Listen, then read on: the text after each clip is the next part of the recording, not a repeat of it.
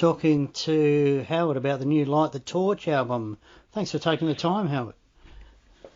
No problem. Where's the time gone? I can't believe it's 9 years since you left Killswitch. Yeah, I guess it has been. Has it seemed to just fly by? I don't know. I guess I haven't really thought about it in that way. Kind of busy with life happening. A lot of life has happened since then. Yeah. How's your health, Howard? How are you going with everything these days? Very good. Everything under control? Yeah, I'm doing well. Yeah, okay. One thing that always worries me is when a band changes their name. Now, this was done apparently for copyright issues. Is that the case? Yeah, we changed the name a while ago, and that was the best decision we ever did. Let's talk about the latest album. Tell us about how that came together, where it was done. Where is the band based these days, for starters? We are based out of LA, and we recorded it in and around there. Just with same producers from the last album. Was it difficult to do with lockdowns and things like that, or did you find a way past that? No, we had finished recording it before lockdown had started. We just did the mixing and mastering during all of this. All right, so let's talk about some of the tracks on there, if we can.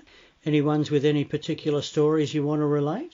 Not particularly. It's just all part of the process of writing an album. Okay, well, Let Me Fall Apart stands out as a track that really caught my ear. Can you tell us anything about that? It was just a pretty catchy song that Francesco had written, and I didn't know exactly what to write with it, so I just kind of put it to the side and then kept working on other things, and then eventually I think I'm going to work on this, and then it just kind of came after finally spending a little bit of time with it. It was just, don't know why it worked like that, but it just did. So it was just a fun album to work on. Difficult, but fun. It's a good album. I really like it. The cover at the end, I remember casting a sideways glance to my phone that had it playing the other day, thinking, that's interesting, but it turned out very well. Tell us how that one came about, the Sign Your Name. That was just Francesco and I having dinner one night, and he was playing some music, had a playlist going, and that song came up, and we both happened to love the song. And Francesco being from Italy, a lot of times you just don't know if he has exposure to some of the same music. Certain bands didn't hit the way they did in the U.S. Just like certain bands don't hit in Australia, and so you just never know. But then he's very familiar with the song, loved it, and so did I. And he said, "Hey, maybe we should cover it." I said, "Really? Okay, maybe maybe we can give it a go." And a couple of days later, I had music, and I said, "Wow, this was fast." So okay, let's do it. Sometimes the things that work out best are the things that just fall into place straight away. Yeah, it was it was just one of those cool things that happened, and it seemed to fit nicely at the end of the album, and it just worked out well. Yeah, it does. June 25th, the album comes out. What is the plan from there? Are you able to tour? Have you got anything booked? How is it looking over there at the moment? It's looking like things are slowly starting to open up, and we're just waiting to get word on whether we'll be back on the road or not. So fingers crossed. We'll see what happens. Everything seems to change pretty quickly these days. So once we're actually on tour, then I'll say if we're actually on tour. Alex is new to the band. Tell us how he came on board and what he's brought to the table. Well, Alex is a fantastic drummer. We needed someone to play, and he is just an absolute monster and a great guy. He's definitely not our drummer. He's still pretty busy with Whitechapel and doing a lot of his own solo stuff. Where he records a bunch of things and gets hired out. So he was able to do everything we asked and more, but I don't think we're able to pull him away from what he's actually doing. He's a pretty busy guy. What do you do to relax these days, Howard? Have you still got, I read somewhere about land up in Manitoba? Still got that?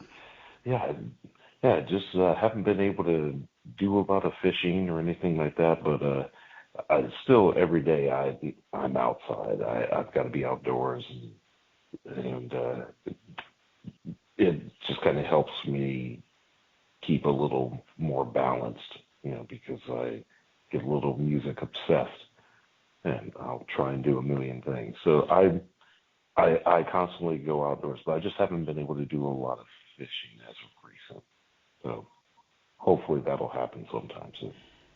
Yeah, you sound like me. Have to get outside and do something every now and again. Otherwise, I feel like I'm going stir crazy inside. Yeah, can't be indoors. Not good. What are your memories of the Soundwave tour, Howard? I always enjoyed it. Australia is just one of the places I've always kind of took to.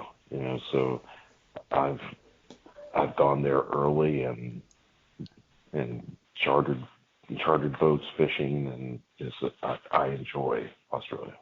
So any of the tours that we get there, I'm probably going to have a pretty good memory of it.